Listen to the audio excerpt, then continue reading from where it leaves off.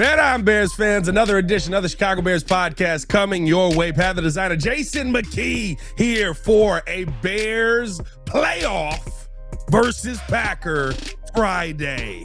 I'm so excited, J Mack, and there's a lot we got to get into on today's episode. Final update has been put in for the injury report. Got to get your thoughts on how you think that's going to affect this game, what you expect to see from some of these players that are coming back, and of course, the young guys that have already been on the field. All that and more in today's episode of the Chicago Bears podcast. Hit that like button, subscribe to the page, leave a 5-star review. Y'all know what to do. Today's episode brought to you by Underdog. Make picks, win money. J Mack, you feeling confident? You feeling nervous? You feeling what's the feeling right now on this game? I'm cool. I'm cool. I'm feeling cool.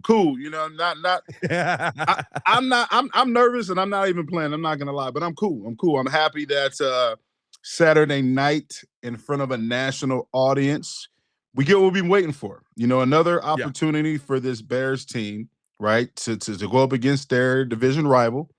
But now everything's, you know, it's kicked up a notch because it's a playoff game, and it rarely happens. And this is such a treat. I'm so excited for obviously the organization, but mainly for the fans. The fans get an opportunity to come out in full effect again. We saw how this looked a few weeks ago, and it's going to be amplified even more in terms of the turnout, you know, the energy in the stadium, what's at stake. So I'm excited to be there. I'm excited for this, these Bears fans to get this treat here late in the season.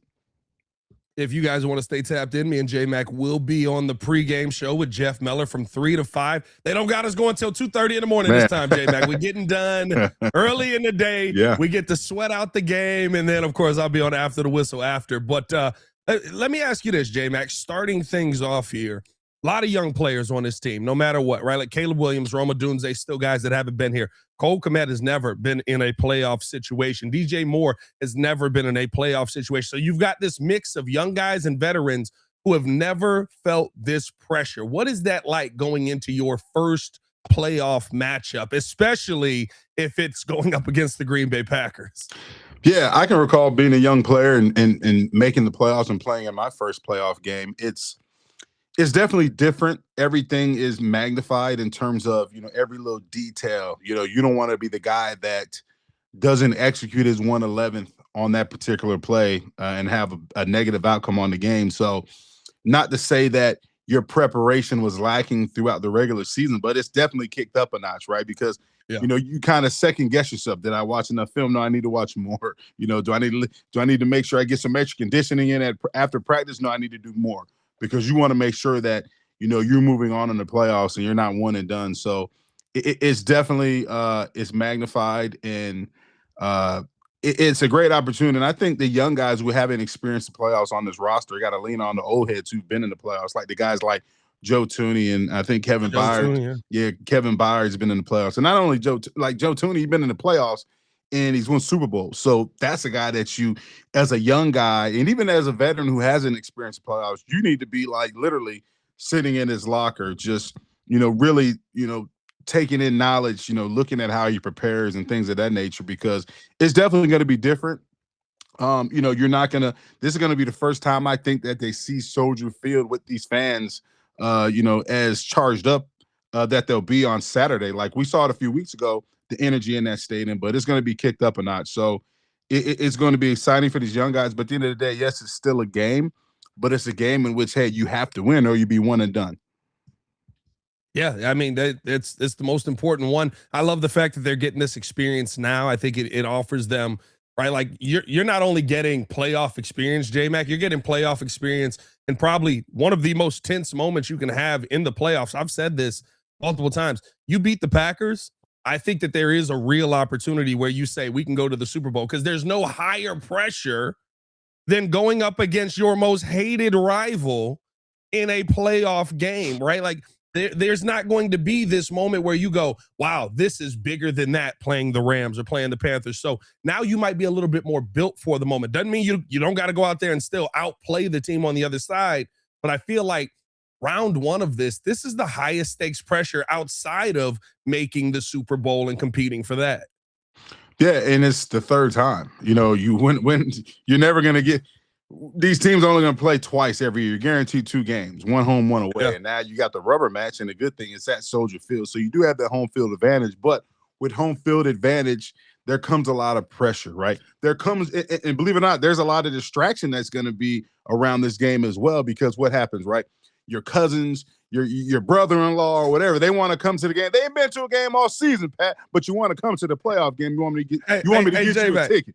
You know what I'm saying? Hey, J Mack, Cole Kmet got it the worst, bro. His sister is dating the tight end from the Packers. He got to get her tickets. That's what I'm saying. In the rivalry, it's so entrenched here in Chicagoland, stemming all the way up there to Green Bay, in terms of you have that weird mix of Packers fan, Bears fan, Packers fan, Bears fan. You know, families are going to be split in half during this game. You're going to have, you know, mom may be a Packers fan, dad may be a Bears fan. Mom's watching the game in the living room, dad's watching in the basement because they don't want to, you know what I'm saying? They don't want to kill each other because of this game.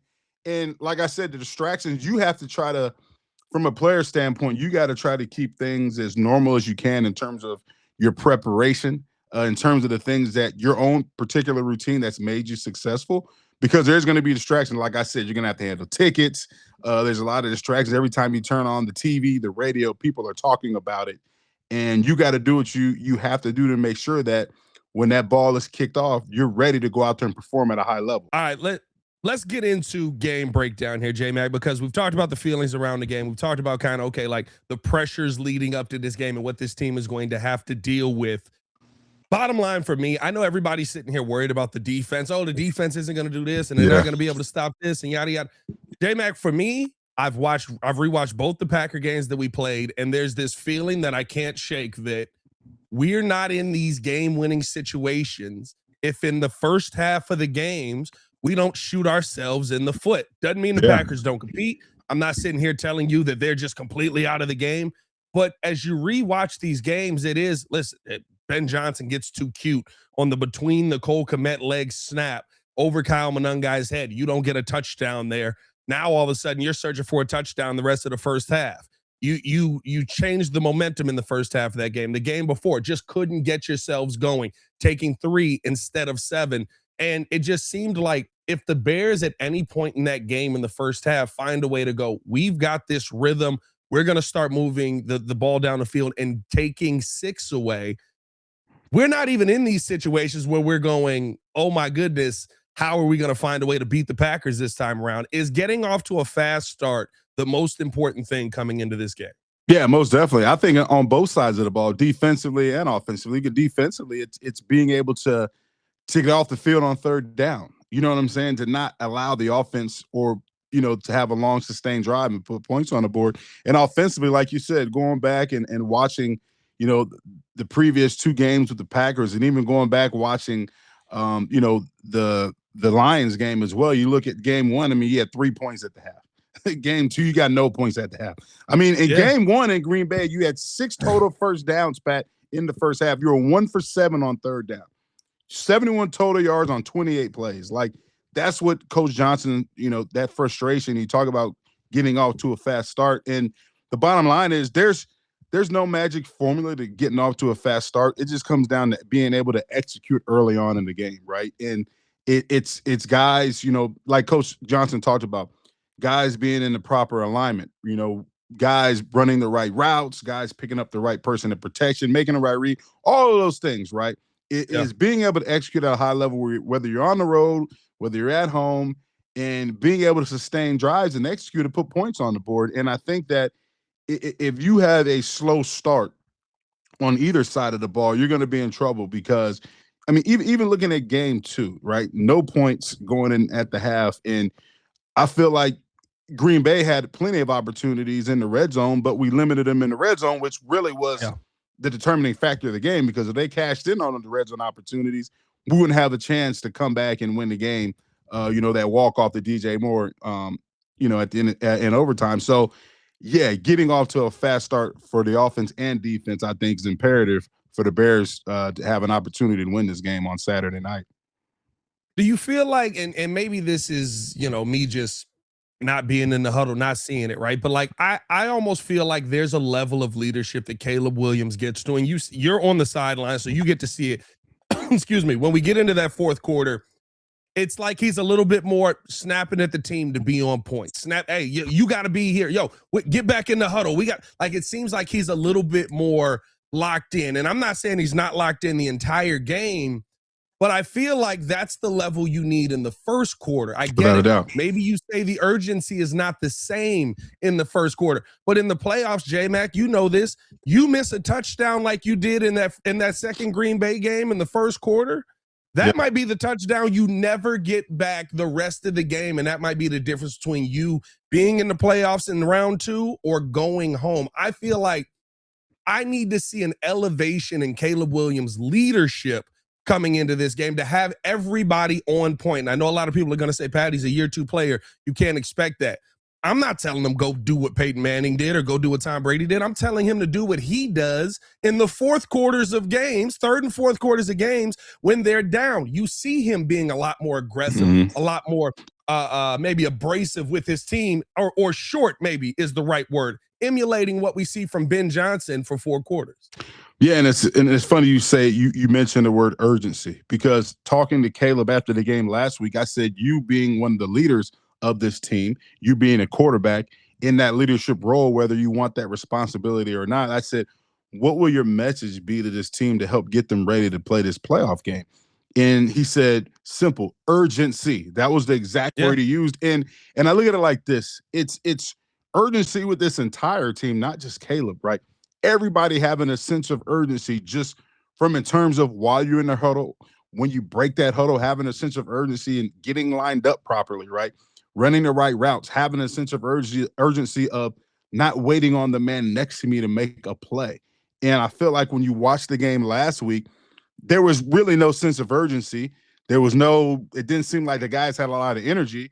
And it just seemed like they were like, hey, you know what, we're in the playoffs anyway. It is what it is. We still have a game next week. And if you don't have that type of urgency, and if you don't have that type of mentality instilled upon you with everybody that's going to perform in this game, well, then, hey, you're going to be watching the playoffs next week, because you can't afford to play 1 quarter of football or a half of football or a half a quarter of football. And the Bears have had a lot of victories this year in which, they've been able to come back and win some games, close ball games. But at the end of the day, like the Green Bay, you're playing a team that you embarrassed. First of all, the last time you played him, you knocked out that quarterback. A lot of guys felt like it was a cheap hit. And I actually watched a lot of the Packers press conferences this week, and you got a defensive coordinator, so I'll see you guys next week. You got players sitting here saying, I'm glad we're playing Chicago. You had Josh Jacobs saying, hey, you know what? That hit on our quarterback, it is what it is. We're not going to play dirty, but it's noted. You know what I'm saying? And you've got Edgerrin Cooper sitting here saying that, hey, I don't care what they do, they're not going to be able to run the ball on us. Like all of those things, right? And I'm sure that this coaching staff has done a good job of, you hear all the players, right? The Bears players, we're trying to keep the main thing. But you know for sure that this is like Green Bay's Super Bowl right now without them being in the Super Bowl right now. Having an opportunity to knock the Bears out of the playoffs. The first time we made the playoffs is what, 2018? You have a chance. 2020. Right? We backdoored our way in and played the Saints. My fault. 2020. Yeah.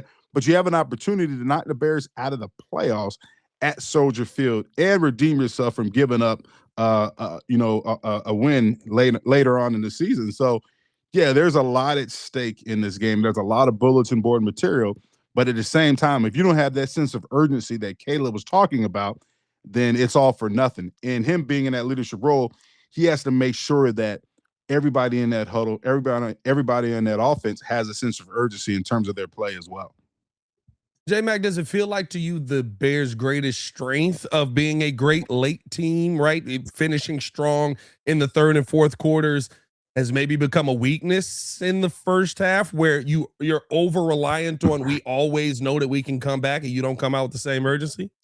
I think that's a tough question. I think it's good that this team they've shown the belief and they've shown the ability to come back and to withstand lack of performance in the first half, right? Or lack of performance or lulls within the game, and then being able to finish and come out on top at the end of the game.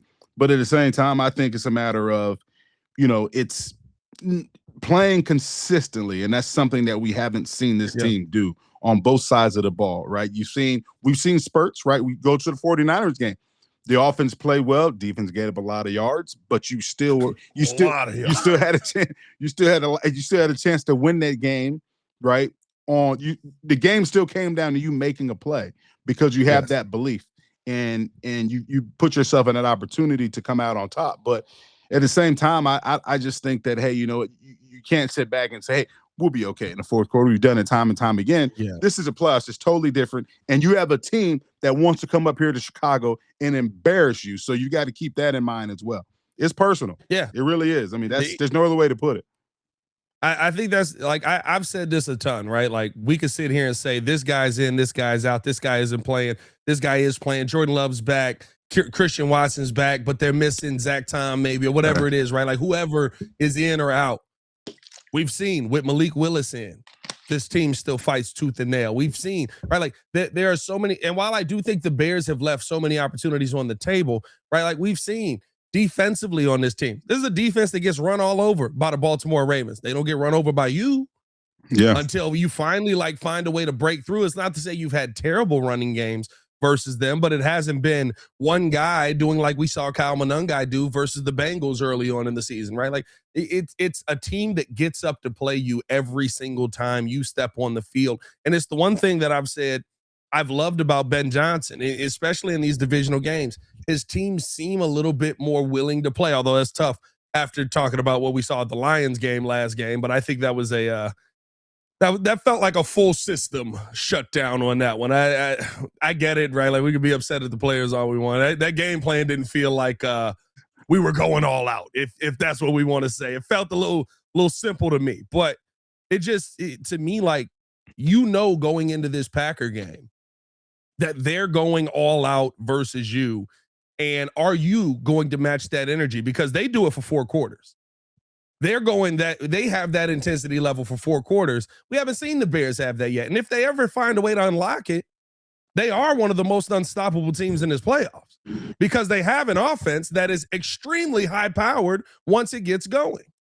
Yeah. In this game with these two teams playing each other twice this year, obviously every year, but playing for the third time, you know exactly what to expect for the most part. Now, there's going to be some wrinkles and some changes that both sides are going to have to implement, so that way they're not giving away too many keys or tells in terms of what they're doing. But at the end of the day, it just comes back to winning your one-on-one matchup.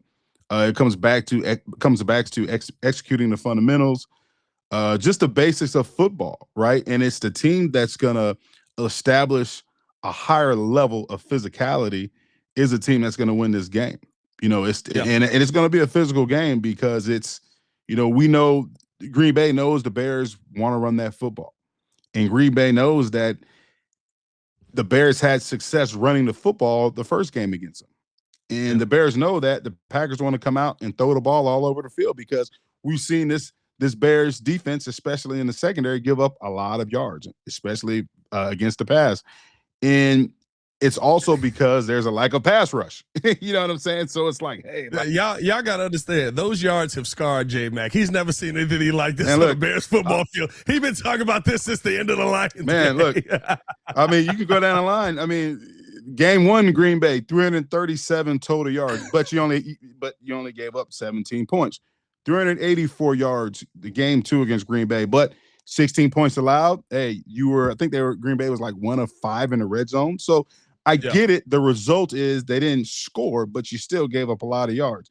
Against the 49ers, 496 yards of total offense. And then you look at last week against the Lions, 433 yards of total offense, but only 16 points scored. And just think about it. In the second game is Green Bay, Jordan Love wasn't even in the lineup. This was Malik Willis in there, and he did it with his legs. So I get it.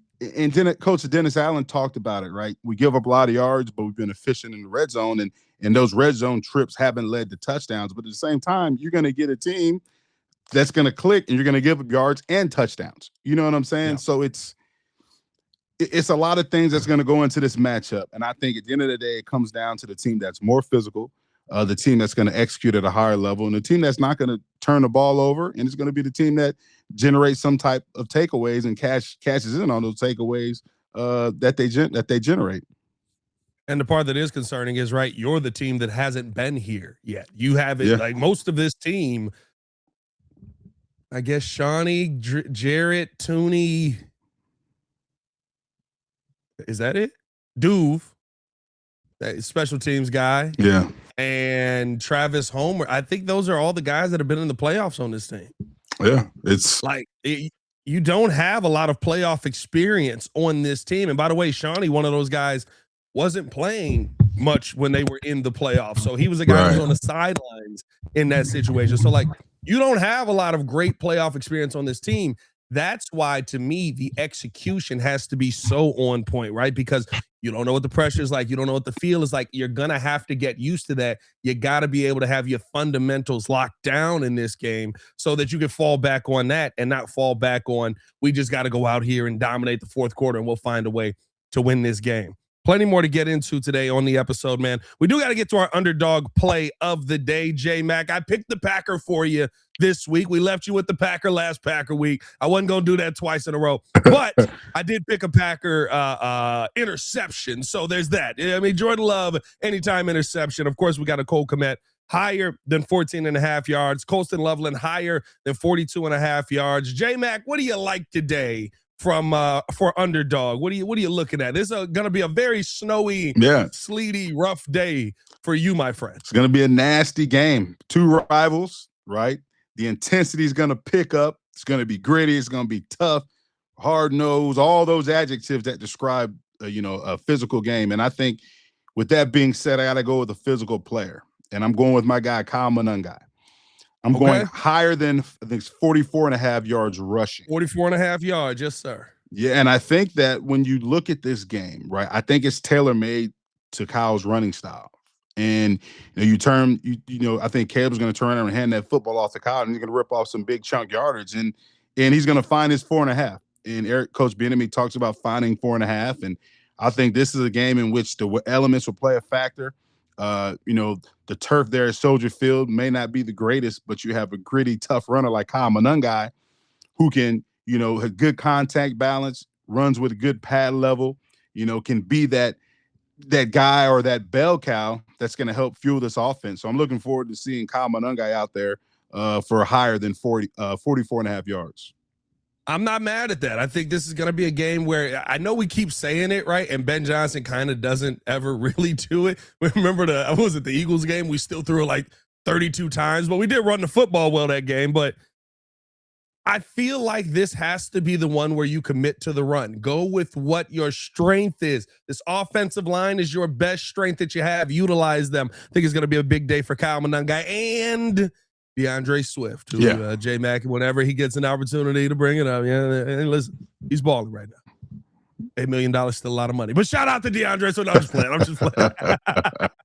Hey, man, make sure that you guys stay tapped in with everything going on at Underdog. Download the app today. Sign up with promo code CBP to score $75 in bonus entries when you play your first $5 bet. That's promo code CBP. Underdog, make picks, win money. EOQ, the disclaimer. Must be 18 years or older, 19 or older in Alabama and Nebraska, 19 or older in Colorado for some games, 21 or over in Arizona, Massachusetts, and Virginia, and present in a state where Underdog Fantasy operates. Terms apply. See assets.underdogfantasy.com/web/play and get terms _DFS_.html for details. Offer not valid in Maryland, Michigan, New Jersey, New York, Ohio, and Pennsylvania. Concerned with your play? Call 1-800-GAMBLER or visit www.ncpgambling.org. In New York, call the 24/7 Hope line at 1-877-8-HOPE-NY or text HOPE-NY 467-369. I love that my husband's so handy. He leaves more money for the important stuff. Whoa. Gosh darn it, Steve. Ow. Don't be like Steve. Call Avondale Roofing. DIY is for Pinterest, not your roof. Welcome back in here to the Chicago Bears podcast, man. Path of Designer Jason McKie back at it again. Today's episode also brought to you by the Advantage Dealer Group. Find you in that Chevy, Toyota, or Acura and drive off in under 60 minutes, or they'll make your first car payment. Also brought to you by the Hard Rock Casino in Northern Indiana. Las Vegas style gaming, just 30 minutes from Soldier Field. Exit 6 right off of I-80-94. All right, J-Man, we talked about the defense a little bit, and right? We know what we want to see from the offense. We want to see the offense get it going fast. You got to get 6 out here. Defensively, though, right, you bring up the yards. 956 yards given up in 2 games, but not a lot of points given up between in the divisional games that we've seen from the Chicago Bears over this time. Is that a way that this team can win in the playoffs? I get it. Like, the yards that we're seeing are crazy, but we're not seeing a ton of touchdowns scored on this defense outside of that San Fran game. Yeah, and this is a results-based business. So, yeah, if the result is you're giving up a ton of yards, but you're not giving up touchdowns, yeah. But at the end of the day, I think that it's gonna catch up with you, because you're gonna get a team this team could come in and generate that type of yardage total, but then cash in the red zone. And in the second game, the Bears wouldn't have had a chance to come back and win that game if Green Bay would have been efficient in the red zone. And that's something, and that has a lot to do with Jordan Love not being in the game as well. So I think it kind of limited what you wanted to do in terms of your game plan in the red zone. Jordan Love is going to be in this game. Jordan Love has, a lot of, being knocked out of that game. Jordan Love wants to come in here and perform at a high level. Game 1, he threw for 3 touchdowns, did whatever he want in the passing game. And Jordan Love was so excited about having this opportunity. So, yeah, defensive, if the Bears defense isn't giving up those touchdowns in the red zone, yeah, but I just don't think you can live that way. I don't think you can give up a ton of yardage, against the Green Bay Packers and expect them to falter in the red zone like they did in game 2. Is this the kind of situation where Ben Johnson has to be a little bit more aggressive offensively to try and keep that offense on the field? Because I've said, right, like, I feel like at this point, your best fix for a bad defense to help them play good defense is limit their time on the field and play really good offense, right? Win the time of possession.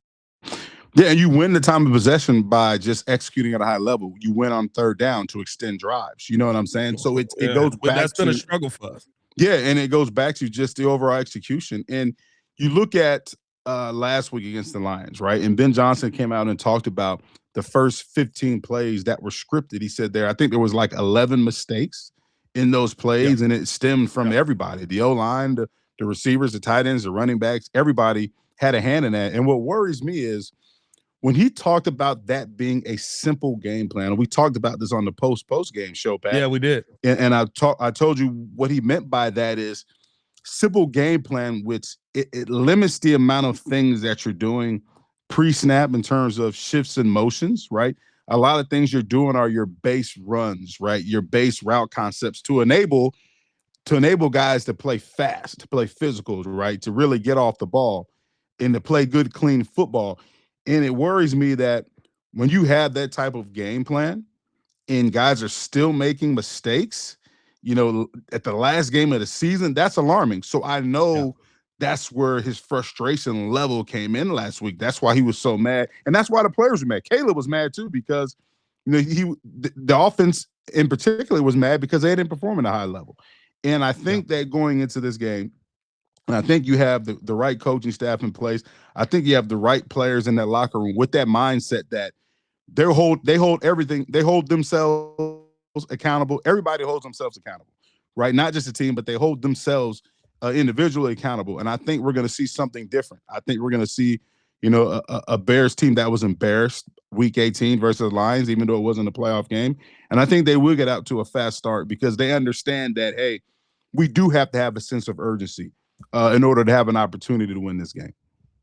I feel like you've got a Bears team that's almost embarrassed. Like, you love the fact that you beat the Packers, but they handled you just about that entire game, right? Like, J Mack, if you're like me, I'm living in a world where I'm like, hey, like, keep Jordan Love in the game. We have no answer for Malik Willis.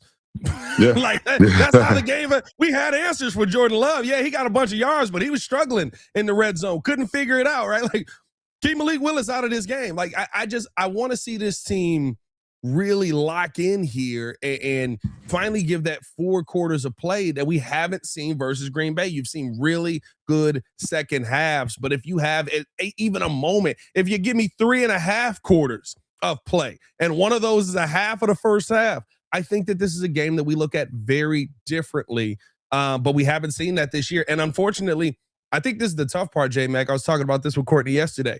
It's been different reasons why the first half struggles have happened all season. Early on in the season, I think you could point to they didn't know the system yet. They were trying to figure some things out. I think later on in the season, you could point to Caleb's or some of the inaccuracies that Caleb was having and the pre-snap penalties. They get that fixed. And now it just seems like we can't complete third downs all of a sudden. We're dropping the football on crucial third downs. We're overthrowing guys at times. We're not blocking the right hole. And all of a sudden, right, you get tackled in the backfield. Like, it's been something different all season on third down. So my hope is you get that cleaned up. I think this game is a little bit easier for you than what we've seen in the past. Not to say that the Packers are going to lie down, but one good first half, and we're having different conversations about both of these games being down to the wire. And we just haven't seen that yet from this team. Yeah, and I think when you look at this season, when this offense was operating at a high level, in particular, right after the bye week, it was because of what? It was because of that run game. 100%. It's because that offensive line took over. You know, fundamentally, they were executing their blocks. Whether it was a zone scheme, they were able to reach their man or get on their man. In a gap scheme, they were able to execute double teams and get to the second level. The running backs were running. They're running with physicality, but the main thing is they were on their landmarks and their aiming points, and they were finding that 4.5. But that 4.5, they were able to turn that 4.5 into 10+ games, right? Because they were able to. They were able to. The line was able to get to the second level to give them opportunity to make that 4.5 go into 5. I mean, not 5, but go into 10+ yards, 15+ yard gains, and stuff like that. In that running game, what did that do? It opened up the passing game. You saw Caleb have more success in terms of the play action pass, the movement passes, because teams were so scared of the Bears' running game. And the creativity in the running game in which Ben Johnson was getting to these base runs was at a high level as well, because the motions and shifts that he was, calling along with these base runs was creating a numbers advantage for his offense. It was also creating leverage for his offensive line and those tight ends and receivers that were called upon to block in the running game to give them opportunities to have leverage on their defender that they were blocking. So I think it's getting back to what made this offense be one of the top offenses in the league, and that's having a really good running game. Yeah, Bears leading the league in explosive runs, and those runs have gotten steadily less and less and less every week since pretty much that Philly game in week 13. So want to get that established, really want to get that established in the first half of this game. I think with all that being said, and we probably laid just about all of them out, but we got to get them on wax here. A playoff edition of our McKeys to the game. J Mack, what are your McKeys to a Chicago Bears victory over the Green Bay Packers in the playoffs? Man, that sounded so good. A playoff. We're talking about keys to a playoff game, man. That sounds so sweet. That sounds so sweet. So, man, the bottom line is you got to win the trenches on both sides of the football, offensively and defensively. That's where I'm going. And I just talked about it in the run game. Offensive line, wide receivers, tight ends, running backs, get nasty, get physical. Offensive line, win your one-on-one blocks, dominate your combination blocks. Receivers, you want the rock, you got to block, right? Running backs, downhill, all business running. I think you have to set the tone and let the Packers know, hey, this is our line of scrimmage on both sides of the ball in order to have a chance in this game. And I'm going to go defensively. Defensively, it goes back to what we've been saying all year. You have to be able to get pressure with 4. You got to disrupt the route timing and the route concepts of Green Bay by getting pressure on Jordan Love. So no love for Jordan Love. Don't let him sit back there. Don't show him no love, because you showed him love in the first game. He threw for 3 touchdowns. You showed Jared Goff a lot of love last week by not putting pressure on him consistently, and he threw the ball all over the yard. I don't know how many yards Amon-Ra St. Brown finished with. It was ridiculous. He's still catching football. Oh, my goodness, right? In game 2, we were able to get pressure on him early. Austin Booker knocked Jordan Love out of the game. So, yeah, he's got a lot of motivation coming into this game, right? And that's why I'm sure the Bears, they've heard the Packers saying, hey, we're glad we got the Bears. The Bears ain't going to run on us. That was a dirty hit. All this nonsense. But at the end of the day, you get an opportunity. Talk is out the window. You get an opportunity to lace the cleats up, put on them shoulder pads, get your mouthpiece in, snap up your helmet, and go out there, set the tone physically at Soldier Field to win a playoff game in front of your Chicago Bears fans. So, yeah, it's dominate the trenches, and that's it. That's the secret to success this week.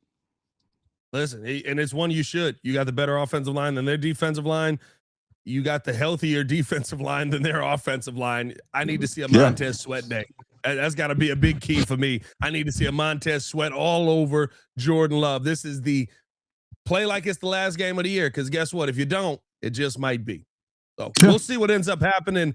J Mack, are you predicting a win in this one? There's no point trying to get a score out of you. Yeah. You know, my Bears got to win. The Bears are going to win. We got to win. You're going to win by any means necessary. We're getting the dub. Otherwise, this podcast is real depressed next week. Man, hey, man, we appreciate y'all. Don't do that. Hey, bro, listen. I literally said, I was like, if the Bears won this week and, like, you know, got the Rams next week, I feel like we would be like, good season. If the Bears lose this week, we're going to have to, like, pull ourselves out of a hole for a little while. I don't even want to think. I don't even want to think about that, man. Hey, Bears ain't losing this game. Hey. And I feel that way too. I think there's going to be a tough game. I think the Bears find a way to win because of the physicality, like you mentioned, and bottom line, the better football team. Yeah, like in a pressure moment, high situation moment, they're the better football team. And now it's time to go prove it. Yeah, and it's time to go prove it. Go prove it. Ladies and gentlemen, for Jason McKie, it is your boy Pat the Designer back at it again. Make sure y'all hit that like button, subscribe to the page, leave a 5-star review. Y'all know what to do. Let us know your score predictions down in the comments below. We got football tomorrow, baby. I'm scared, but I'm so excited. But I'm kind of confident. I feel like those are all the feelings, right? Y'all stay safe out there, Chicago. Bet down. Put love. Peace.